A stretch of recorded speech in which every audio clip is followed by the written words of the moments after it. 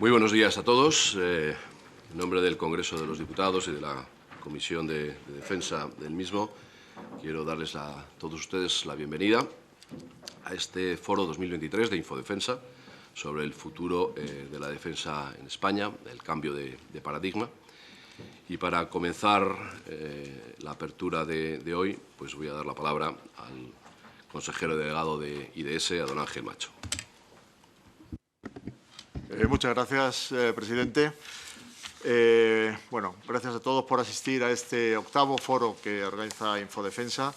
Para nosotros es un privilegio, un honor y, por supuesto, un placer poder organizar este foro en un lugar tan singular como es el Poder Legislativo de nuestro país. Y lo hacemos, tengo que decir, gracias a la inestimable ayuda y la colaboración de los representantes de la Comisión de Defensa, del presidente, a quien tengo el gusto de tener a mi lado, y concretamente a la portavoz del Grupo Socialista, Zaida Cantera, que junto con el portavoz del Grupo Popular, Fernando Gutiérrez Díaz Otazu, nos han ayudado, han colaborado y han sido realmente los artífices del foro. A ambos le doy las gracias por su ayuda. Sé que tienen poco tiempo, pero nos han dedicado mucho tiempo y creo que hoy podemos decir que tenemos un programa muy ambicioso gracias a ellos. También quisiera agradecer, por supuesto, el apoyo de los patrocinadores, Indra y Escribano Mechanical and Engineering, así como de las empresas colaboradoras, porque gracias a ellos podemos organizar este evento, del que son protagonistas. Y son protagonistas porque vamos a hablar de oportunidades y retos que plantea un nuevo escenario para todos desconocido, que deriva del conflicto en Ucrania. Conflicto, realmente una guerra que es la que ocupa y preocupa en este momento a toda Europa.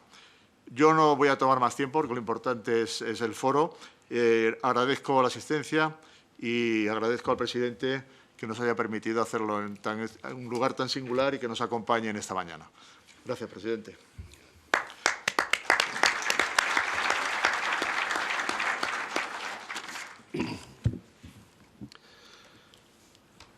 Pues muy buenos días a todos.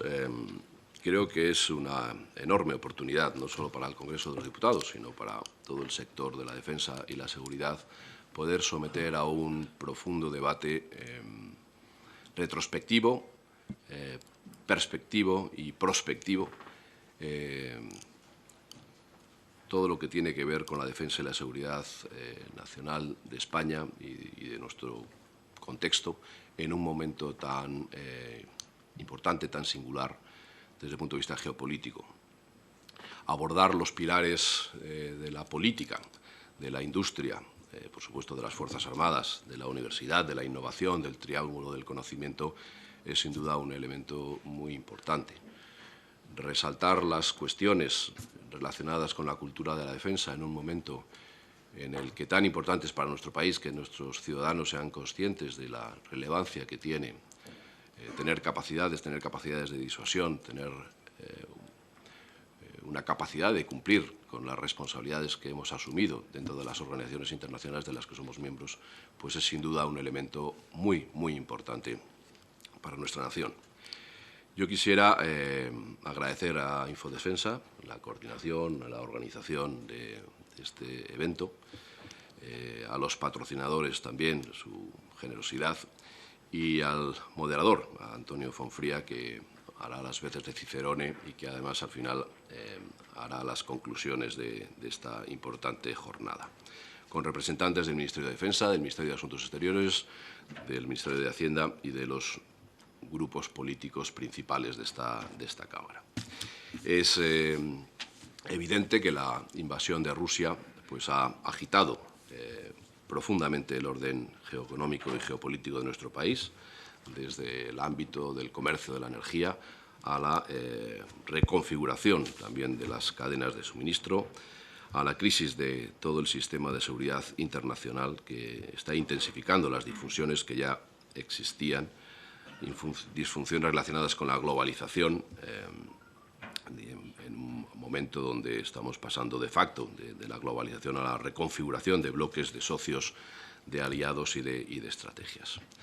La Unión Europea no ha sido ajena a todo esto, tampoco lo ha sido nuestro país, en la medida en que, como decía antes, España tiene un papel que jugar en este escenario de cara al futuro. Como saben muy bien, la Declaración de Versalles de principios de este año, vamos a cumplir prácticamente el primer aniversario, en la reunión informal de los jefes de Estado y de Gobierno, pues puso de manifiesto lo que todos suponíamos, que está aumentando la inestabilidad, que está aumentando la competencia estratégica y que están aumentando las amenazas para la seguridad. Y, por tanto, que la Unión Europea y que los países miembros tienen que asumir una mayor responsabilidad en esta materia. Y para ello es necesario el refuerzo de las capacidades de defensa, la reducción de nuestra dependencia energética y también el desarrollo de una base económica que permita a Europa dar las batallas que tiene de cara al futuro.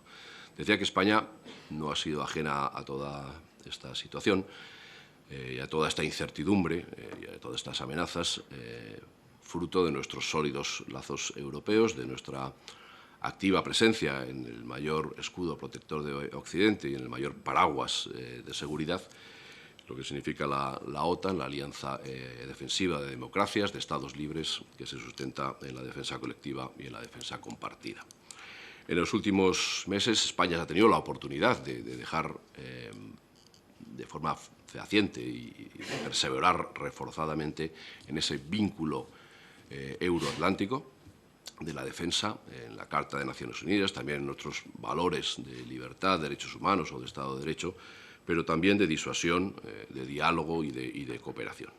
Creo que esa asertividad en el nuevo concepto estratégico, en lo que ha supuesto la cumbre de la OTAN en España, el concepto estratégico de Madrid, creo que el trabajo de España y también en lo que ha significado la Asamblea Parlamentaria de la OTAN, que también se clausuró hace escasamente 2 meses en nuestro país, pues confirman realmente una situación novedosa que, junto con el anuncio de un aumento relevante del presupuesto general del Estado dedicado a defensa hasta el 2029, pues configura un nuevo marco de actuación que, cuando menos, es enormemente interesante y que genera, creo que, muchas oportunidades para todos.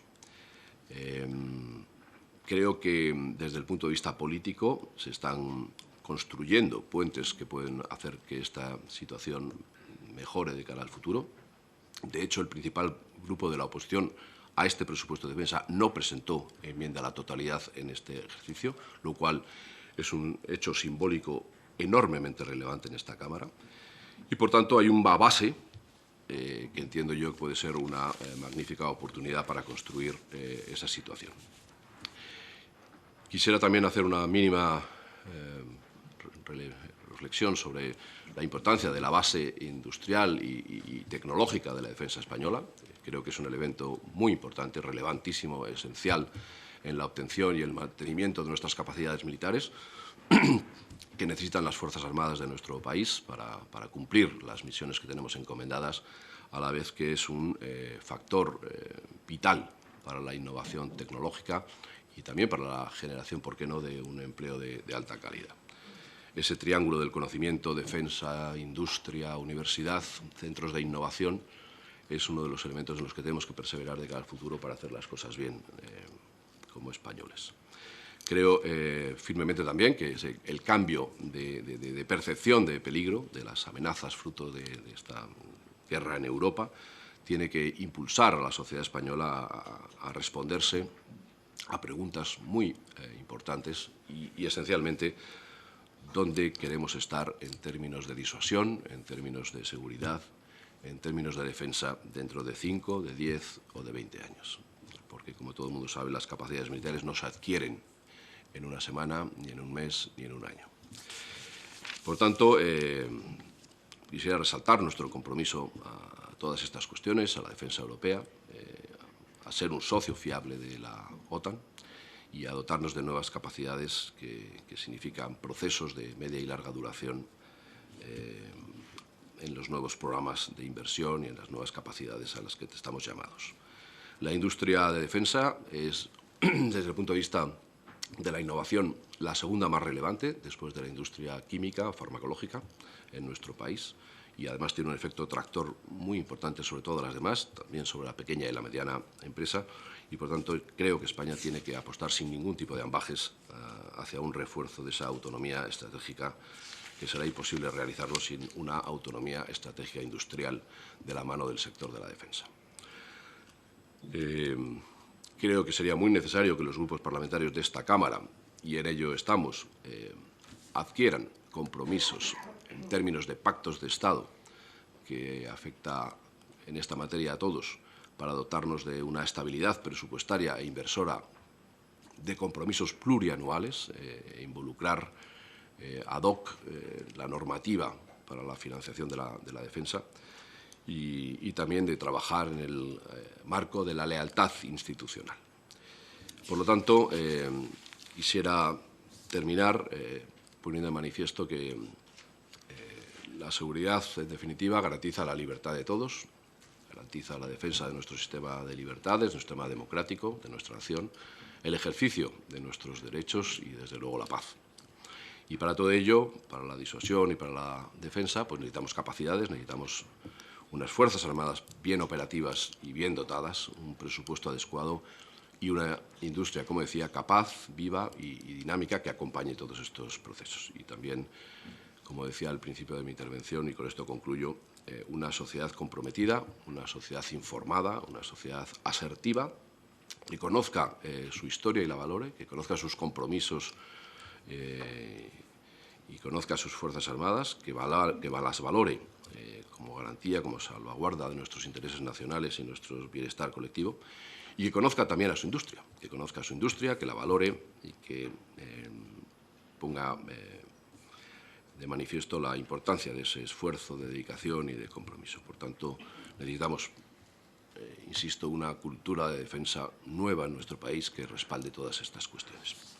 Y sin más, pues yo quiero desearles los mayores éxitos a la jornada, agradecer la convocatoria en esta casa, darles de nuevo la bienvenida y desear los mejores frutos de todas y cada una de las mesas redondas que se van a producir, para que todos juntos seamos capaces de seguir desarrollando este importantísimo sector en nuestro país. Muchísimas gracias a todos.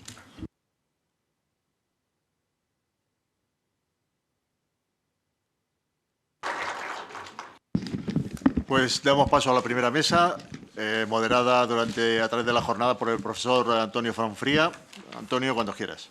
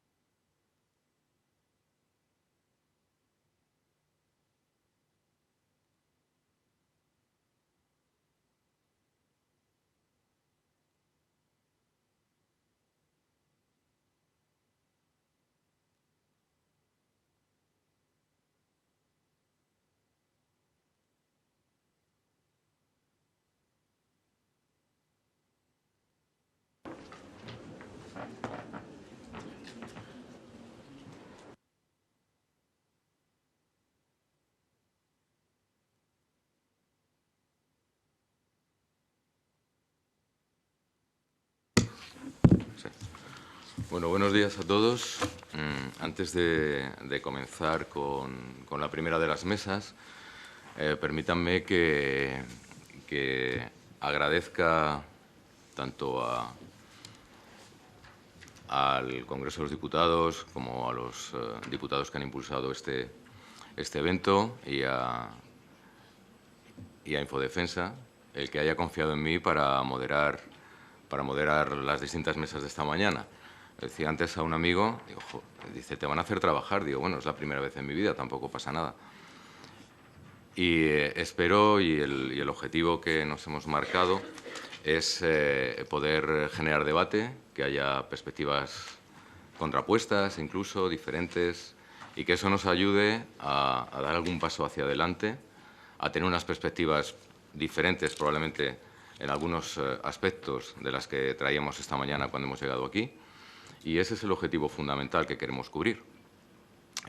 Para ello, como saben, se han organizado 3 mesas y una última mesa de conclusiones, y en esta primera mesa tenemos la suerte de contar con 3 especialistas, cada uno en un ámbito distinto.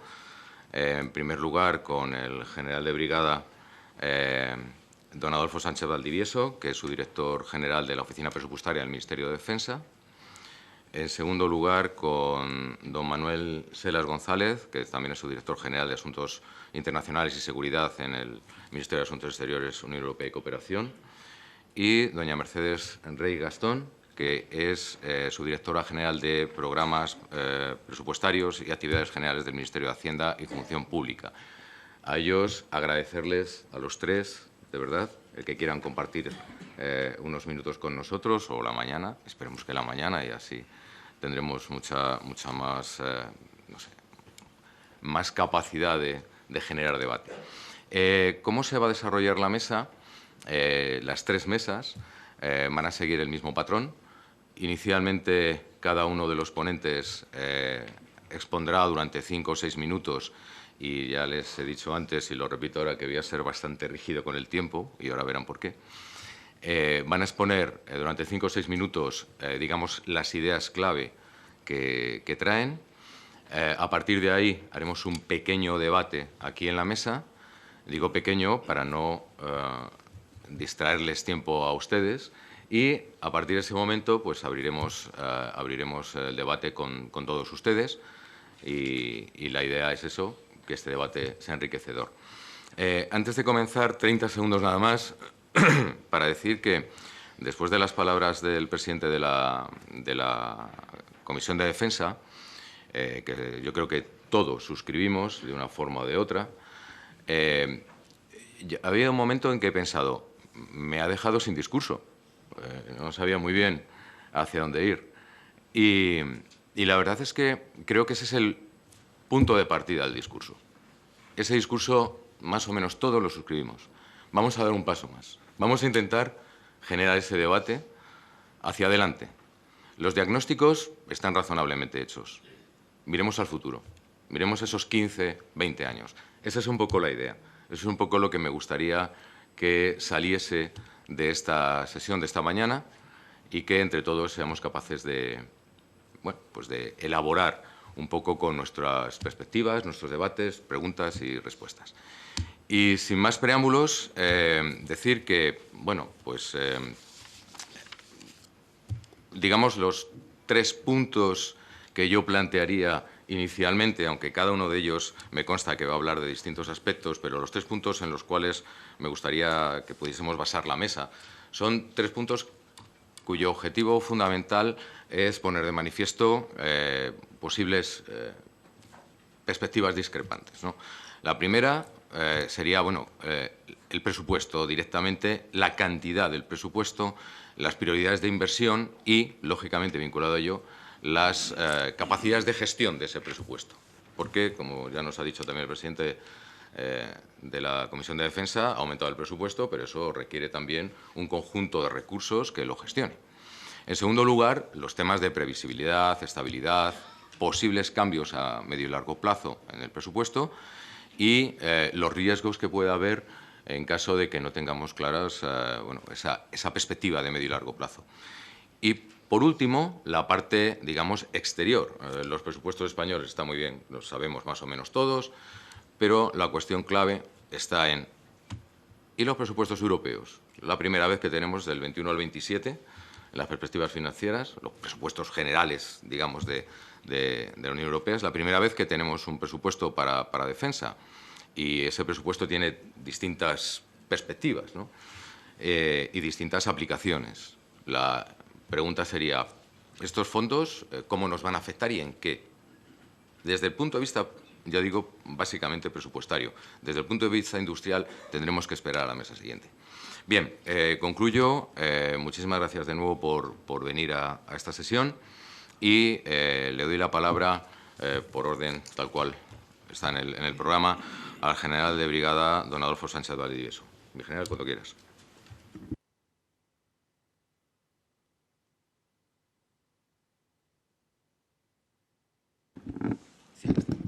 Sí. Buenos días, señoras y señores. Es un placer estar aquí con todos ustedes. Quiero agradecerles su asistencia, así como quiero agradecer al Congreso de los Diputados la magnífica oportunidad que nos da de celebrar en esta sala constitucional estas mesas de debate. Un agradecimiento muy especial también a Infodefensa y al resto de patrocinadores, porque me permiten compartir, gracias a la amable invitación que me han hecho para asistir hoy a esta sala, me permiten compartir una serie de ideas y reflexiones que forman parte de la temática de esta primera mesa de debate. El enfoque que le ha dado el presidente, el moderador, es ciertamente exigente para nosotros, puesto que la brevedad nos implica a poder transmitir no el mensaje que queremos dar, sino fundamentalmente lo que ustedes quieran escuchar durante la fase de preguntas y respuestas. Es por ello que voy a ser telegráfico, compartiendo con ustedes tan solo algunas pinceladas de lo que constituye mi visión respecto a esos tres ejes: presupuesto, inversión y capacidad de gestión, que son objeto de esta primera parte. Lo voy a hacer pensando no solo en este auditorio, en el que veo muchos expertos en la materia, sino también pensando en todas aquellas personas que nos están siguiendo por streaming, más de 2.000, si no me equivoco, el año pasado, y en atención a esos casi 80.000 suscriptores del canal de televisión de Infodefensa, que demuestran que el interés por las materias de defensa son crecientes en la sociedad española. Voy a comenzar hablando de la primera parte, del presupuesto, y quiero hacerlo desde dos puntos de vista. Cantidad, como ha dicho el profesor Fonfría, pero también calidad. Y luego mencionaré qué entiendo yo por calidad. En cuanto a la cantidad, parto un poco del pasado para llegar a esa perspectiva de futuro. En el pasado, el sostenimiento de los sistemas de armas, el mantenimiento de la infraestructura y la reposición de los equipos críticos de las Fuerzas Armadas se ha venido manteniendo por debajo del 70% del nivel mínimo necesario. ¿En qué se ha traducido eso? En una descapitalización continuada de los ejércitos, con materiales, con equipos, con sistemas de armas cada vez más obsoletos y con niveles de stocks cayendo a niveles bajos, casi en el nivel mínimo de seguridad. ¿En qué se traduce esa obsolescencia creciente y esa caída de stocks? En que la disponibilidad operativa de los sistemas de armas sigue una tendencia, ha seguido durante estos últimos años una tendencia decreciente, bajando de año en año.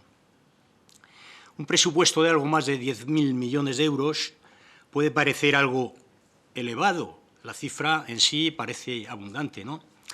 Pero si la ponemos en contexto en relación con el Producto Interior Bruto español, nos sitúa en el último puesto de la OTAN, superando tan solo a Luxemburgo, con el que estarán de acuerdo, juega en otra liga en términos de defensa. Luxemburgo no tiene ningún riesgo ni amenaza geoestratégica por su posición en el continente europeo, mientras que España, por esa posición estratégica privilegiada, tiene que compartir numerosas alianzas en esa posición de socio importante de la OTAN, numerosas amenazas compartidas, a la vez que numerosas amenazas exclusivamente nacionales. Durante 2022 ha habido un significativo aumento del presupuesto, que ha sido hecho público por todos los medios de comunicación, lo que nos ha permitido subir desde ese poco más del 1% de esfuerzo en términos de PIB a una cifra que nos va a situar aproximadamente en algo más del 1,2%, 22, 23, 24. La cifra oficial que todavía figura en los informes de la OTAN es el 1,04%. Esa cifra va a subir una vez que cerremos oficialmente los datos durante el mes de febrero. Y ya digo que se situará entre el 1,20 y el 1,25, probablemente 1,23. En ese momento, a finales de febrero, comunicaremos el dato oficialmente a las autoridades de la Alianza.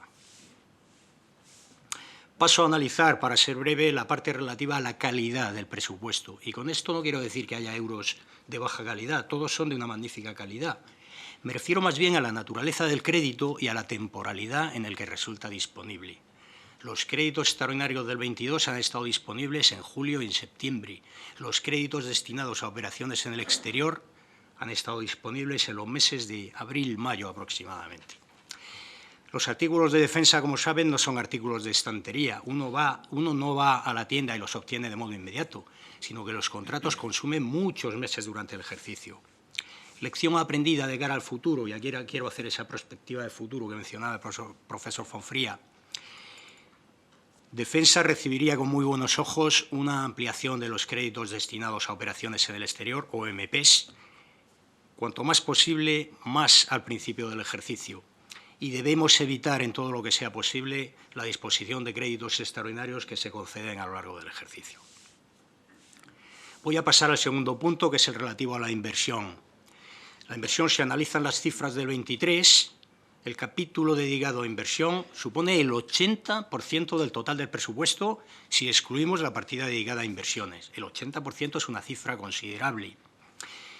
Muchos de los contratos se tramitan a nivel central por los órganos del Ministerio de Defensa. Otros muchos se tramitan directamente sobre el territorio por órganos periféricos. Esto supone una especie de lluvia fina que cae sobre todo el tejido empresarial español y hace crecer la innovación, la competitividad y, al final, el empleo.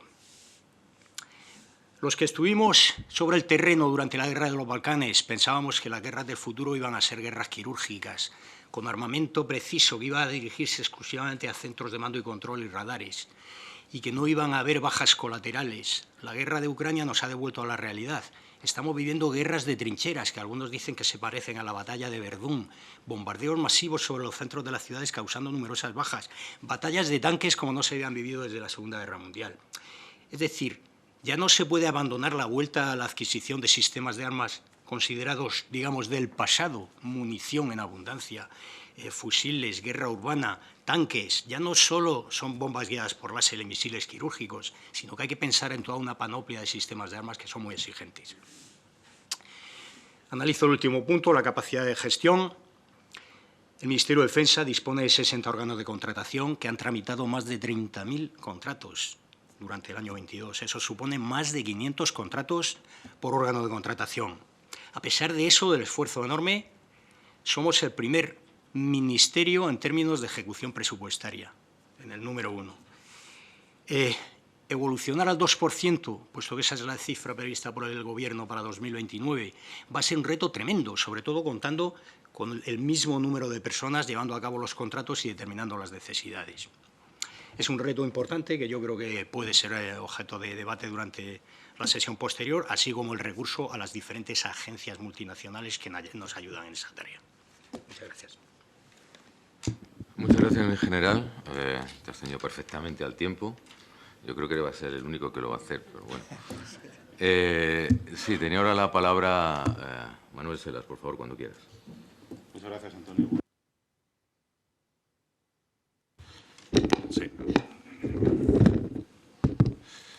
Muchas gracias, Antonio. Buenos días a todos. Bueno, igual que ha dicho el general, mi agradecimiento para los que nos han permitido utilizar esta tribuna y también para aquellos que con mucha piedad y condescendencia espero escuchen los mensajes que vamos a tratar de transmitir. Me gusta participar en este tipo de encuentros, no solo porque tengo la posibilidad de hablar de lo mío, que siempre me gusta, por supuesto, sino también porque tengo la posibilidad de escuchar a muchísima gente, muchísimos expertos, gente que trabaja sobre el terreno, compañeros como Mercedes o General Valdivieso, con Mercedes en alguna batalla incluso, porque con Hacienda siempre hay que trabajar de esa manera, ¿no? con impulso, ¿no? y con coraje por ambas partes. Entonces, agradecer esa oportunidad, por supuesto, a IDS, pero también a todos los, a Indra y a Escribano y a las empresas que han colaborado hoy. Y voy a también tratar de ceñirme al tiempo. Antonio sabe que me va a costar, mucha gente aquí sabe que me va a costar, pero lo voy a intentar. Y voy a ir directamente por ello, aunque por supuesto, este tema del presupuesto, la ejecución y la inversión tiene muchísimas caras, ¿no? Es un fenómeno absolutamente polifacético, porque primero habría que entrar a debatir qué es gasto en defensa, qué es gasto militar, qué es gasto en seguridad. Bueno, son términos que son distintos todos ellos y que tienen que ver con el presupuesto de defensa, pero no solo con el presupuesto de defensa. Pero tratando de ceñirme a las coordenadas que ha marcado Antonio, que me parecen muy pertinentes para estructurar el diálogo, hablaré obviamente de la versión exterior, de la faceta exterior. En primer lugar, hay que tener en cuenta que el presupuesto en defensa es un mensaje que lanza nuestro país. Es un mensaje en doble sentido. Primero, es un mensaje político, es un mensaje que tiene que ver con lo que nosotros invertimos, lo que nosotros echamos, dónde echamos el resto en la defensa política, en la defensa de nuestras prioridades políticas a nivel de política exterior. Y, en segundo lugar, en un ámbito político-militar, es un mensaje de disuasión. Es un mensaje de disuasión nacional, internacional y multilateral. Es decir, lo que nosotros invirtamos en defensa es lo que nosotros mostramos tanto a nuestros socios como a los que no son socios o como a los que se sitúan en el lado contrario, qué es lo que estamos dispuestos a invertir en nuestra defensa. Por tanto, es un instrumento de política exterior, obviamente con independencia de la cifra, o al revés, teniendo muy en cuenta la cifra, ¿no? Lo que ocurre es que, efectivamente, nosotros estamos dentro de un marco de seguridad y defensa multilateral. Por supuesto, tenemos nuestros elementos de disuasión nacional. No es el foro para hablarlo, pero tenemos amenazas que no compartimos con otros países, incluso con otros socios, tanto a nivel europeo como a nivel de la OTAN. Y, por tanto, también tiene que contar ese elemento de ese mensaje de disuasión fuera de los foros multilaterales. En tercer lugar, además de ser un mensaje político y un mensaje de disuasión, es un elemento para nosotros fundamental desde el punto de vista del Ministerio de Asuntos Exteriores y también de los compañeros que trabajan en el mismo ámbito en el Ministerio de Defensa, en SEGEMPOL y en DIGEMPOL. Es un elemento fundamental para basar nuestra capacidad negociadora. Nosotros tenemos que contar con unos elementos para negociar y entre esos elementos está también la cantidad que invertimos en defensa o, si quieren verlo desde el otro punto de vista de la negociación, lo que nosotros podemos poner en juego en una negociación a la hora de hablar de defensa. Y puedo poner un ejemplo muy claro y que forma parte de esa historia común con Mercedes, que es el European Peace Facility, la Facilidad Europea para la Paz. Nosotros, es un fondo estar presupuestario que, como saben, se dirige al refuerzo de las capacidades de los Estados socios de la Unión Europea en materia de seguridad y defensa, tanto equipos como servicios. Nosotros necesitamos saber con qué cantidad contamos para poder negociar la participación en ese fondo. O lo necesitábamos en su momento, ya se ha consolidado, tiene una línea presupuestaria y unas cantidades adscritas que no dejan de cambiar, ¿verdad? Es una cosa que, en fin, nuestro querido compatriota, alto representante y vicepresidente Borrell, nos coloca 500 millones más cada Consejo Europeo, pues nada, seguimos uncounting, como dicen los ingleses, ¿no? Pero bueno, necesitamos tener esos elementos financieros a la hora de negociar. No es lo mismo sentarte sabiendo que tienes que ir a defenderte a la trinchera o sabiendo que puedes estar en el bando de exigir y colocarte en un escalón superior de exigencia a la hora de negociar, ¿no? Ese elemento es fundamental. Y dentro de esa capacidad de negociación que te genera el presupuesto que tienes, es muy importante también la gestión. Es muy importante saber en qué momento vas a poder contar con esa financiación. Porque para todos los funcionarios públicos que hay aquí y también para las empresas, es muy distinto hablar de un techo de gasto que de un compromiso de gasto. Y ya no hablemos de cantidades desembolsadas. Es decir, son estadios diferentes que necesitan niveles diferentes de negociación, de presión o si es necesario, de farol, ¿no? para ese momento de negociar, ¿no? Por tanto, la gestión también afecta a la hora de ver el presupuesto de defensa o el gasto en defensa o el gasto militar como un elemento de política exterior. Después hay que tener en cuenta también las especificidades del marco negociador. Nosotros básicamente estamos aunque tenemos, por supuesto, como he dicho, nuestros temas bilaterales o nacionales, intereses nacionales de defensa, estamos dentro de la Unión Europea y de la OTAN, ¿no? Cada marco tiene un nivel muy distinto de exigencia presupuestaria o de necesidades de financiación a la hora de negociar. Algunos tienen programas consolidados, como por ejemplo la OTAN, aunque también están sujetos al lanzamiento de nuevos elementos. Tenemos el caso más reciente de la Cumbre de Madrid, donde se firmó el establecimiento del Fondo de Innovación, que también supone pues, unas cantidades que tenemos primero que asumir dicho gasto y segundo, a qué partida presupuestaria lo imputamos, ¿no? Que eso también tampoco muchas veces es pacífico en la doctrina, como se dice en la universidad, ¿no? Y desde el punto de vista de la Unión Europea contamos con una guía que es la brújula estratégica, pero es una guía que tiene unas consideraciones laxas De hecho, así las negociamos desde el punto de vista político. Cuando negociamos la brújula estratégica había que responder a una serie de preguntas: ¿a qué crisis vamos? ¿Con qué medios? ¿Con quién? Pero nunca señalamos quién pagaba la fiesta, que es muy importante saber quién paga la fiesta, porque no se podía negociar en ese momento. Si hubiéramos tenido que negociar quién financiaba el incremento de gasto en sentido amplio que señala la brújula estratégica, la negociación hubiera sido mucho más larga y mucho más dura, porque tendría implicaciones que además incluirían el otro marco del que voy a hablar, el marco de la OTAN. Entonces, tenemos por un lado la brújula estratégica y por otro lado el concepto estratégico, cuya diferencia fundamental es que en el concepto estratégico, al día siguiente de que lo aprobamos en Madrid, hay cientos de miles de funcionarios militares y civiles trabajando. Entonces, que la brújula estratégica necesita un plan de implementación que se está desarrollando en estos momentos y que además incluye una serie de debates en cada una de las partidas.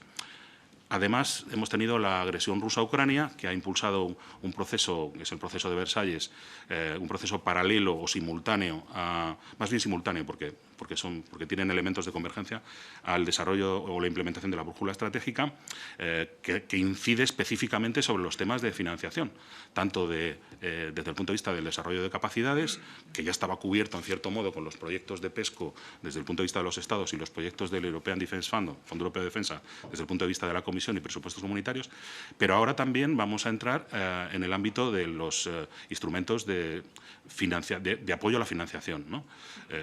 Tanto desde el punto de vista de la adquisición urgente para reposición de arsenales, la Task Force de adquisiciones que ya está funcionando, como el reglamento de DIRPA o el futuro plan de inversiones en defensa, que ya van a implicar una actitud más a medio y largo plazo. Este reglamento, este futuro plan de inversiones en defensa, tiene incentivos que además no van ligados a coste para la adquisición de los materiales. Hay que buscar también en la negociación un equilibrio entre adquisición y desarrollo, ¿no? Muy bien. Pues son, bueno, ya, teniendo el aviso de Antonio, me viene muy bien. Estas son las cuatro ideas de las que yo quería hablar, los dos mensajes políticos de disuasión, el tema de la capacidad de contar con elementos para negociar, esa capacidad de negociar, tenerla en cuenta también como gestión, la disposición de los fondos y, finalmente, que ese presupuesto y esa capacidad de gestión se adapte a los marcos multilaterales donde negociamos. Muy bien, pues muchísimas gracias, Manuel. También te has ajustado muy bien al tiempo. Tienes que torear algo, me parece. Así que cuando quieras, Mercedes. Buenos días. Me uno al agradecimiento de mis compañeros de mesa respecto al privilegio de poder estar aquí con ustedes hoy. Después de lo que han dicho y con ánimo de no reiterarnos, ¿vale?, me gustaría simplemente dejar encima de la mesa, dejar caer varias ideas. Presupuesto. Vamos a marcar primero dónde se encuadra el gasto público en defensa. El gasto público en defensa se centraría o se concentraría dentro del gasto que gestiona la Administración central y, en concreto, el presupuesto del Estado, que para el año 2023 cuenta con un presupuesto no financiero de 197.000 millones. De este importe, el 6% lo constituyen los créditos destinados a la política de defensa. Un inciso. No se puede confundir lo que es política de defensa con gasto en defensa. La política de defensa son el conjunto de créditos asignados a la política 12.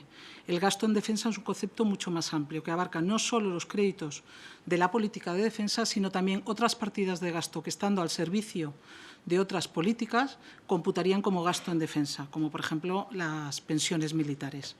En este contexto, cabría preguntarnos qué gasto o qué importe podría considerarse razonable. Si entendemos que el objetivo ha de ser el que marca la OTAN de un 2% del PIB, estaríamos hablando de que, con una previsión como la prevista para el año 2023, el volumen de gasto en defensa que permitiría cumplir con el objetivo del 2% exigiría una dotación de unos 28.000 millones de euros. ¿Cuánto tenemos dotado en el presupuesto 2023? 12.300. Si a ello añadimos unos 2.000 millones más de partidas repartidas entre otras políticas, podríamos hablar en términos de presupuesto inicial que el gasto en defensa puede ascender a unos 14.000 millones de euros. Es decir, estaríamos a medio camino todavía respecto al cumplimiento del objetivo. ¿Qué capacidad hay para cumplir con ese objetivo? Bueno, nunca hay que perder de vista el carácter o el nivel de compromiso que presenta el presupuesto del Estado, que es con cargo al cual se financia el gasto en defensa. En el año 2023 ya he dicho que el presupuesto no financiero cuenta con unas dotaciones de 197.000 millones. De esos 197.000 millones, el 75% ya está comprometido y no tenemos margen de acción. En partidas como pueden ser el PRTR, Plan de Recuperación, 25.000 millones. Los intereses de la deuda, 31.275 millones. Pagar las clases pasivas son 20.500 millones. Pagar el presupuesto comunitario, 18.800 millones. La aportación al mutualismo administrativo, 2.300 millones. El presupuesto de los órganos constitucionales o el Fondo de Compensación Interterritorial, 1.600 millones. Aportar a la Seguridad Social, 38.800 millones. 20.000 de recursos adicionales al sistema, más 18.800 para dependencia, mínimo vital, complemento a mínimos, protección familiar y el resto de prestaciones no contributivas. Es decir, el presupuesto del Estado tiene tal nivel de compromiso o rigidez desde el minuto 1, ¿vale?, que el cumplimiento de cualquier compromiso financiero, ya no en el ámbito de defensa, sino en cualquier otra área de gasto, hace difícil su cumplimiento mediante una simple redistribución o reasignación de los créditos con el volumen de gasto actual. ¿Eso quiere decir que estoy diciendo que no es posible el cumplimiento del objetivo? No. Lo que estoy diciendo es que es difícil cumplir el objetivo con el volumen de gasto que tenemos en estos momentos y con aquellas partidas que tensionan el presupuesto en cada ejercicio presupuestario. O que es difícil poder cumplirlo por la vía del endeudamiento a la vista de la senda de consolidación fiscal que hay que cumplir. El objetivo solo será posible cumplirlo por la vía de los ingresos. Es decir, y eso exige que se propicien las condiciones que nos permitan crecer y generar empleo. En ocasiones se habla de la necesidad de dotar a defensa de una cierta estabilidad financiera, ¿no?, estabilidad presupuestaria. Esa estabilidad financiera indudablemente es algo a lo que deberíamos aspirar todos, entre otras cosas porque supone la posibilidad de contar con los recursos necesarios para financiar pues, determinadas necesidades a lo largo del tiempo. Los recursos ya he dicho que dependerán en su momento de la tasa de crecimiento que experimentemos y del cumplimiento del objetivo de estabilidad. Pero no hay que perder tampoco de vista que también influirá en cuanto a los recursos a obtener el mayor o menor rédito político que uno aspire a tener por priorizar el gasto de defensa frente a otras políticas de gasto. Se da la paradoja de que, siendo la seguridad una de las principales preocupaciones de muchos de los ciudadanos en Europa, hasta ahora esto no siempre se ha traducido en un incremento de las dotaciones. El hecho de que la Unión Europea haya incluido entre sus prioridades reforzar la defensa y la seguridad, indudablemente abre un camino muy atractivo para esta política de gasto, ¿no?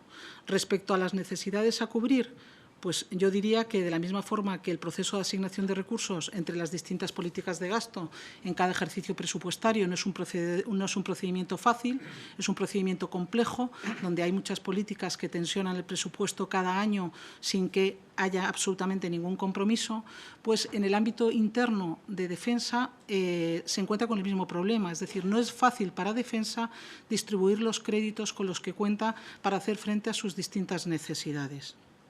Y no lo es porque sus necesidades pueden ser muy distintas. Cuando hablamos de estabilidad financiera, yo entiendo que solo se puede acuñar no respecto al gasto en defensa en general, sino que es un término que debería acuñarse exclusivamente respecto a lo que son las necesidades operativas de las Fuerzas Armadas. Es decir, ¿de qué dependen esas necesidades operativas? Al final dependen de planeamiento militar, de número de efectivos, instalaciones, medios materiales, sistemas de armas que son necesarios para cumplir unos objetivos militares. Este planeamiento tiene dos características fundamentales. Uno, que a grosso modo lo fija defensa, como no puede ser de otra forma, y dos, que no puede depender de las disponibilidades presupuestarias.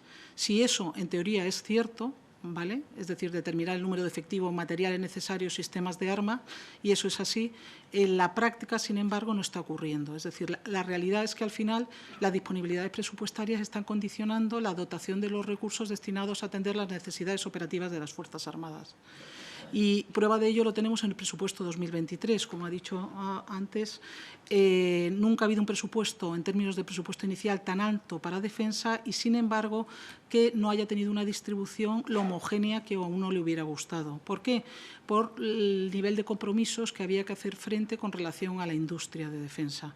Cuando hablo de compromisos con la industria me refiero no solo a los compromisos financieros asociados a los programas especiales de modernización, me refiero también a cualquier otro proyecto que se quiera poner en marcha en el ámbito de la cooperación reforzada, porque el problema es que tanto unos como otros hoy por hoy descansan el grueso de su financiación sobre el presupuesto nacional.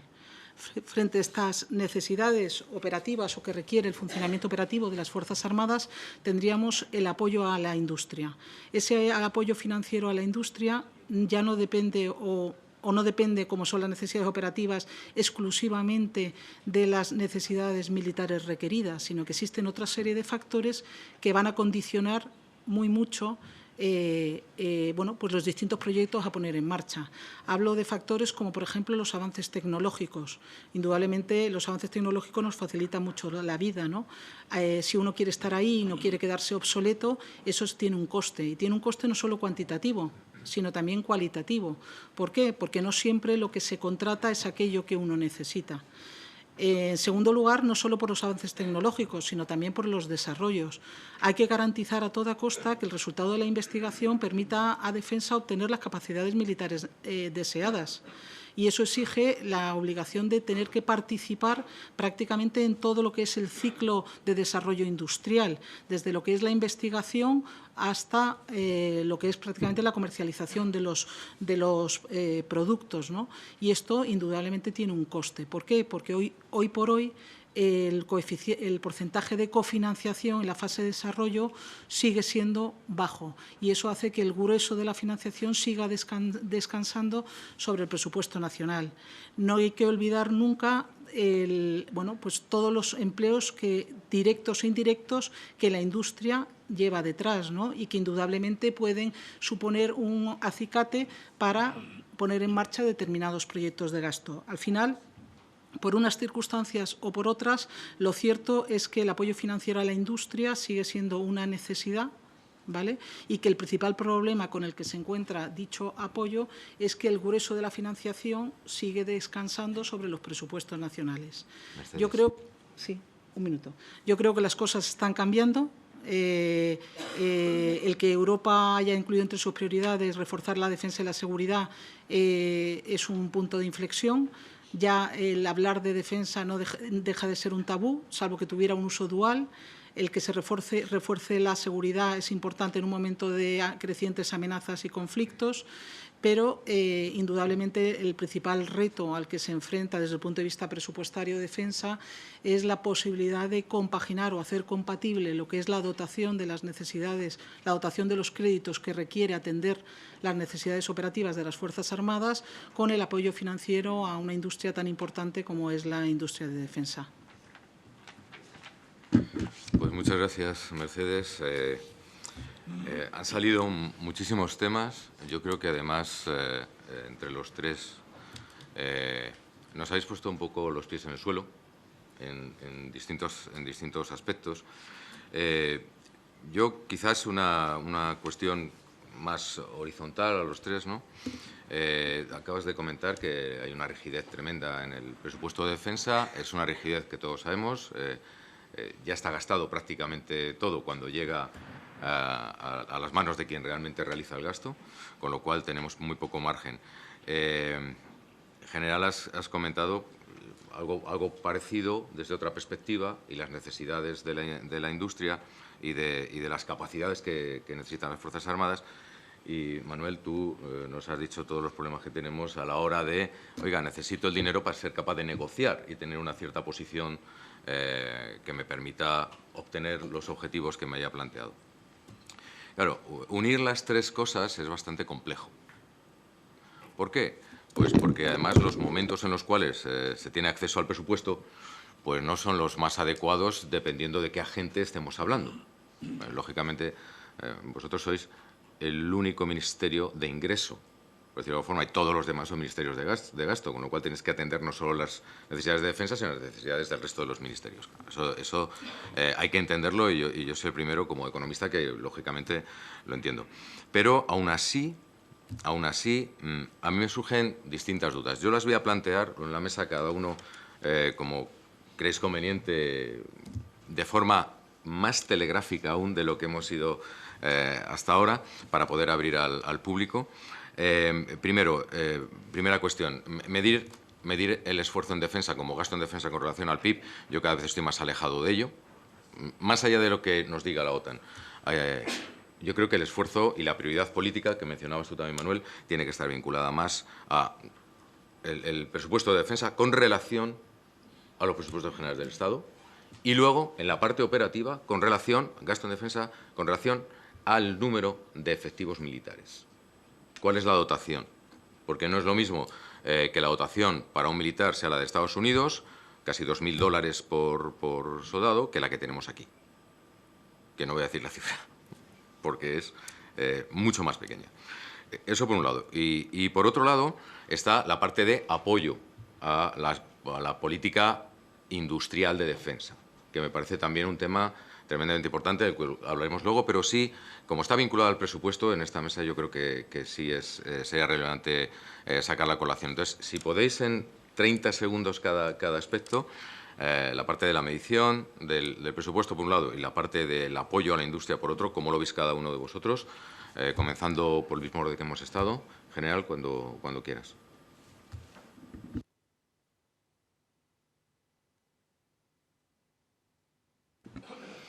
Muchas gracias. Estamos hablando de una cifra que parece muy interesante, que es esfuerzo por hombre. Es difícil de medir. España quiere tener el mismo esfuerzo por hombre que países de la potencia militar de Estados Unidos, Inglaterra o Francia. Pues tal vez no. Lo ideal sería situarse en una posición lógica en relación a nuestro peso específico dentro de la alianza.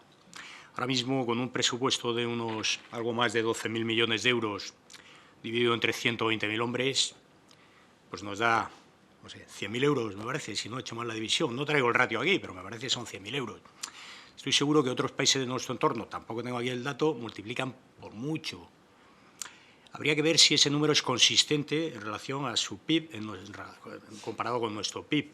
Yo creo que España debe jugar en la liga que le toca jugar, debe ocupar la posición que le toca jugar. Nuestra presencia en el exterior es muy cuantiosa, es realmente consistente con su potencia económica y militar. Sin embargo, en términos nacionales estamos muy por debajo. Mi opinión es que España debe intentar situarse, buscar ratios, no buscar cifras, ver cuáles son sus requisitos operativos, ver si corresponden a su estatus de potencia como la potencia que es, e intentar buscar situarse más o menos en una banda en la que le permita estar situado en una posición cómoda. Sí, totalmente de acuerdo con el general. De hecho, bueno, veo en esta sala hasta dos representantes militares de España ante la Unión Europea y la OTAN, que conocen bien, muy bien, el teniente general Montenegro y el almirante Ucelac, que conocen muy bien este tema y la cocina de la OTAN, ¿no? Donde se cocinan esa comisión de métricas, que se llama así, con ese críptico nombre. En realidad lo que encubre es una cocina de cifras, ¿no? Desde luego tiene el sentido del criterio del PIB, como cualquier tipo de medida, como el día que decidimos lo que es un kilo, lo que es un metro, es una cosa que realmente tiene un carácter de referencia, pura referencia, porque hay que referirse a una cifra y se consideró que la del PIB es la más adecuada porque la progresión del PIB incluye dentro de su evolución parámetros económicos nacionales a la par que la relación con defensa, ¿no? En ese sentido, el tema del PIB a nosotros lo único que nos ha generado es la necesidad de compensar y, como decía, tenemos aquí a los representantes militares de la Unión Europea y la OTAN que saben que en la OTAN también hay otros criterios de valoración. La participación en misiones y operaciones, el número de fuerzas o de efectivos que tú implicas en la participación activa de la organización sobre el terreno se valora también a la hora de... De hecho, es una de las razones por las cuales la presión nunca ha sido excesiva sobre España con respecto al cumplimiento del 2%, que, como todo el mundo sabe, es un parámetro que aparece en 2014. Es decir, no ha aparecido ahora out of the blue, sino que lo tenemos de hace mucho tiempo. Porque realmente esa participación se tiene en cuenta, ¿no? Desde luego, nosotros siempre, cuando hemos negociado los incrementos, sobre todo en esta última época, a partir de la Agenda 2030 del secretario Stoltenberg en las cumbres de Bruselas y después en la cumbre de Madrid, lo que sí hemos batallado es para que se tenga en cuenta no solo ese criterio de participación en operaciones y misiones, sino también en la situación económica de los países. Y, de hecho, incluimos diré que a sangre y fuego, un doble criterio que está en la Declaración de Bruselas, de final de la Cumbre de Bruselas de 2021, que es, a veces nos cuesta traducirlo en español, los dos criterios son sostenibilidad, sustainability, y affordability, o sea, capacidad de poder pagar. Nosotros hemos sometido los incrementos de la OTAN, que para algunos aliados que tienen otro tipo de capacidades y de disponibilidades económicas debían ser lineales directamente, nosotros los hemos sujetado a la sostenibilidad del gasto y a la capacidad para poder afrontarlo, teniendo en cuenta las situaciones económicas de los países. Voy rápido al segundo punto para que no me cortes. Por supuesto, el apoyo a la industria. Yo creo que se desprende, en el planteamiento anterior no me ha dado tiempo a continuar, porque los dos marcos de negociación multilateral, tanto como el de la Unión Europea como el de la OTAN, confluyen en dos dinámicas. Una es la de cuánto aportas y cuánto recibes. Y en cuánto aportas y cuánto recibes es fundamental en el ámbito de la defensa el apoyo que tú puedas prestar al desarrollo de tu industria nacional. Primero de tu industria nacional y luego en el marco europeo, el de la industria europea, en el marco de la OTAN, el de la industria de los aliados. Lo que ocurre es que, debido a nuestra doble adscripción a las dos organizaciones y nuestra vocación de participar en el desarrollo de la Europa de la defensa, donde están avanzando más rápidamente esos instrumentos de do-ut-des es en la Unión Europea. Y es donde estamos negociando instrumentos que suponen un retorno. Retorno es la fantástica palabra que abre muchas puertas en todas partes, también aquí en España. Y ese retorno no tiene por qué ser necesariamente directo, existen unos retornos directos al Tesoro, pero lo que queremos es que sean retornos a través de la industria. O sea, nosotros está muy bien que nos reembolsen cosas que hemos hecho para la Unión Europea y, si es posible, con una tasa por encima del 8,76%, que es lo que aportamos, pero también que los incentivos que se están desarrollando ahora, como el reglamento de IRPA, que está tan de moda y que tantos dolores de cabeza nos da a los que somos legos en derecho mercantil, porque es una cosa muy complicada, muy técnica, pero lo tenemos que negociar, lo que nos interesa es que esos incentivos que no están ligados a costes estén en pools donde participen empresas españolas. Ya me paro aquí para no quitar más tiempo.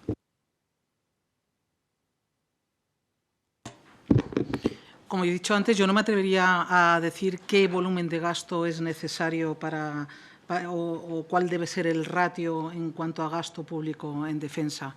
Lo que sí que es cierto, por eso decía antes, que si tomamos como referencia el criterio OTAN, bueno, pues ahí se cuantifica en un 2%. Al final es defensa quien, de alguna forma, al establecer la estrategia o el planeamiento, es quien tiene la competencia, como no puede ser de otra forma, para determinar efectivos, medios materiales, sistemas de armas, instalaciones, todo aquello que se necesita para cumplir con los objetivos militares deseados. Ahora bien, si eso sí que es así, ¿vale? Yo creo que también Defensa debe hacer un ejercicio de reordenar sus prioridades. Es decir, no siempre lo que se contrata es aquello que uno necesita, ¿no? Hay que en el ámbito de la industria habrá que poner el acento en aquello que tenga un valor añadido. ¿Por qué? Para fomentar una base industrial innovadora y competitiva que no lastre pues las verdaderas necesidades del Ministerio de Defensa, porque el único contratista que haya sea el Ministerio. Luego, al final, yo ya digo, no me puedo aventurar a determinar qué volumen de gasto o qué ratio debe ser el razonable o aceptable. Es verdad que, indudablemente, las necesidades que tiene Defensa son muchísimas y lo único que entiendo y que creo que debería hacerse una labor importante en este sentido es educativa y de concienciación, porque es verdad que se da por hecho muchas veces que la libertad y la seguridad de la que gozamos es gratuita y eso no es cierto. Requiere de dotación de medios, materiales y humanos y no siempre pues está a la altura de asumir el riesgo o pues las consecuencias que tiene el priorizar determinadas políticas frente a otras. Muy bien, muchas gracias. Yo me voy a cohibir. Abrimos en este momento la participación a todos ustedes, preguntas, comentarios. Lo único que les voy a pedir es que, por favor, se presenten, su nombre, la institución a la que pertenecen y que sean muy concretos para que también sea más ágil el debate. Así que, cuando quieran.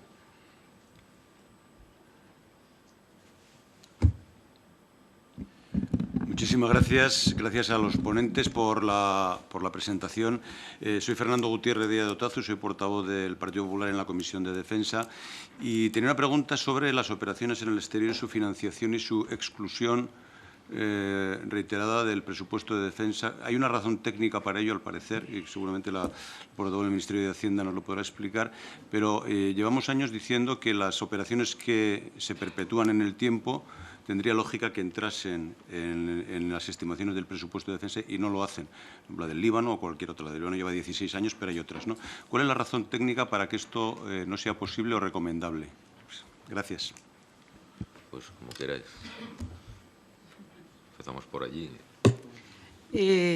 Realmente no es una razón técnica. Es decir, es indudable que las operaciones de mantenimiento de la paz tienen un coste que debe modularse en el ejercicio en función de las operaciones que se vayan autorizando o dando de baja. Pero es cierto que muchas de ellas, de esas operaciones, que vienen siendo continuadas desde hace mucho tiempo. No hay ningún criterio técnico para no incluirlas. Sería lo deseable ir por lo menos avanzando en la consolidación de las dotaciones. No es lo mismo contar con los recursos desde el 1 de enero que desde el 30 de junio y, indudablemente, facilitaría la gestión a defensa de forma importante. Dicho eso, como he dicho antes, el procedimiento de asignación de recursos cuando se elabora el presupuesto no es un procedimiento fácil, es un procedimiento complejo, con muchas partidas que tensionan el presupuesto y, yo creo que siempre ha habido voluntad de avanzar en ese sentido, que es lo que realmente habría que hacer.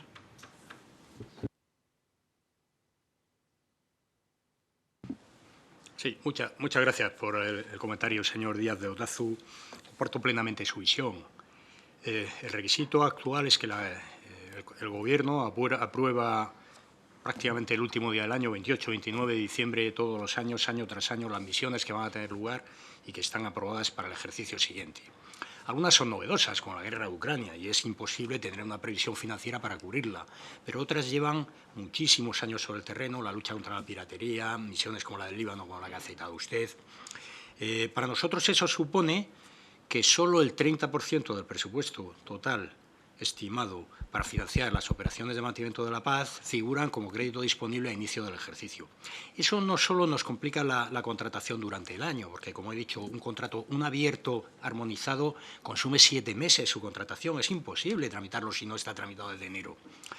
¿Cuál es el problema añadido a eso? Que no nos permite la contratación de gastos plurianuales. No podemos tramitar un contrato de los que a nosotros nos gustan, que nos cubra 4 años y que nos permita tener todas nuestras necesidades operativas cubiertas. Tener el 30% cubierto para nosotros es una cifra bastante escasa, sabiendo que hay un número de misiones permanentes que podrían dar pie a un incremento a niveles del 60-70% como mínimo. Muchas gracias.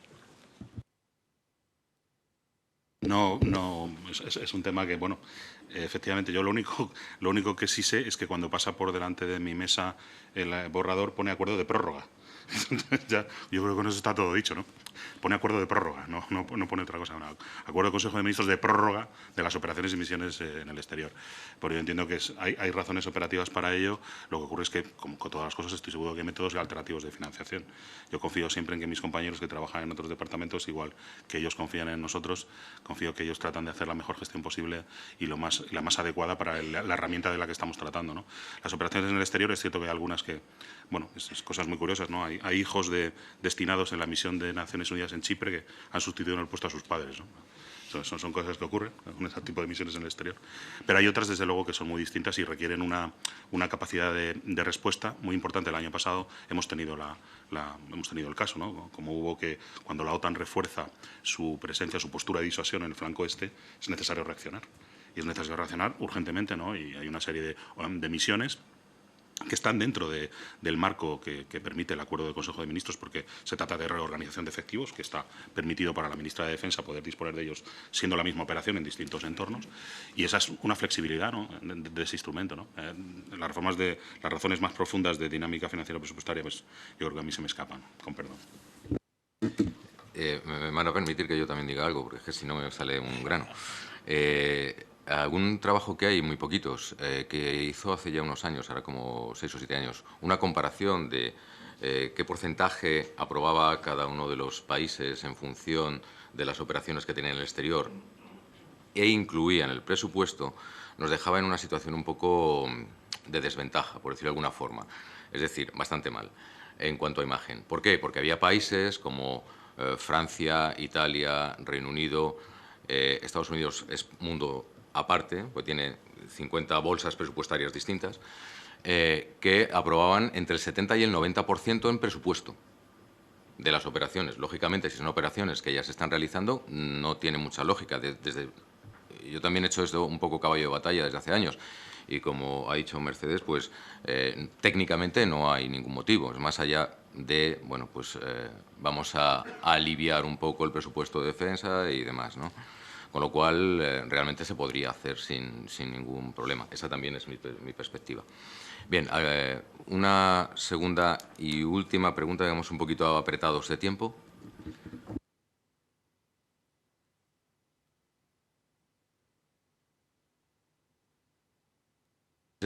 Sí, le llevan el micrófono, ya.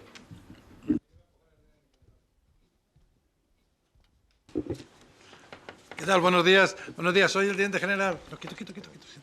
Soy el teniente general Juan Montenegro, anterior representante militar ante la OTAN y la Unión Europea, como ha dicho el subdirector general don Manuel. Y simplemente quería profundizar en el comentario que ha dicho. ¿Por qué? Porque el 2% es una falacia. Los países bálticos se gastan el 2% en defensa y nosotros ponemos los aviones y nosotros ponemos los carros de combate. Entonces, ¿cómo nos tendrían que medir? Nos tendrían que medir cómo se pide la deuda, con 3 letras. Una, que fueran las capacidades que ponemos a disposición de la Alianza; otra, que fuera nuestra contribución a las operaciones de la Alianza; y otra, que fuera el cash, es decir, el presupuesto. Y entonces a lo mejor salíamos ahí con una DAA y quedábamos mucho mejor, porque, aunque sea así, en el Comité Militar, tanto de la OTAN como de la Unión Europea, no es fácil defender la posición de España cuando estamos solo por delante de Luxemburgo. No es nada fácil. Eso es así. Entonces, en vez del 2%, lo que teníamos que conseguir es que en la OTAN y en la Unión Europea no se calificaran las contribuciones de los países por esas tres letras. Y con esas 3 letras, entonces, quedaríamos mucho mejor. Y era simplemente el comentario que quería dar. Gracias. Muchas gracias. ¿Alguna cuestión más? Bueno, pues estamos más o menos en tiempo en esta mesa. Quedan muchos. Yo he tomado muchas notas y muchas ideas, pero me quedaría con 2 cosas. Uno, tenemos que ser más eficientes en el gasto para conseguir que cada euro luzca más. Yo creo que eso es algo que tenemos que hacer, y tenemos algunos problemas también de gestión de ese incremento del gasto. Más allá de cuestiones como, por ejemplo, pues la reordenación del gasto. Es decir, ¿por qué vamos siempre al fondo de contingencia cuando podemos hacerlo de otra manera y no hay limitaciones técnicas que lo impidan? Y luego, también, a mí me ha gustado mucho el que se haya hablado de los aspectos económicos. Es decir, cuando nosotros calculamos el gasto en defensa con relación al PIB, yo imaginamos, ministro de Defensa, no quiero que el PIB crezca, porque me reduce la ratio. Entonces, es un contrasentido. O incremento el gasto en defensa por encima del crecimiento del PIB, o realmente la ratio va a caer. Con lo cual me voy a encontrar en la misma situación. Entonces, como ministro de Defensa diría, por favor, que no crezca el PIB. Y así mantendría, aunque no tenga más presupuesto que el del año pasado, mantendría una situación relativamente honrosa. ¿Vale? Bueno, estos son comentarios y situaciones. Y ya para concluir, también es cierto que la capacidad de negociación que pueda tener España tiene mucho que ver con su capacidad presupuestaria. Yo creo que eso lo debemos tener muy presente. Las 3 Cs que decía el teniente general también, efectivamente, las famosas 3 Cs de la OTAN, son fundamentales para nosotros como vía de escape, como válvula para soltar presión sobre el presupuesto. Y nada más, quisiera agradecer a los 3 miembros de la mesa su velocidad, su claridad, su capacidad para tener cintura y responder a las cuestiones, y agradecerles esto de las cuestiones. Vamos a hacer un breve receso, Ángel, para tomar un café, y volvemos como en 25 minutos aproximadamente. Muchas gracias.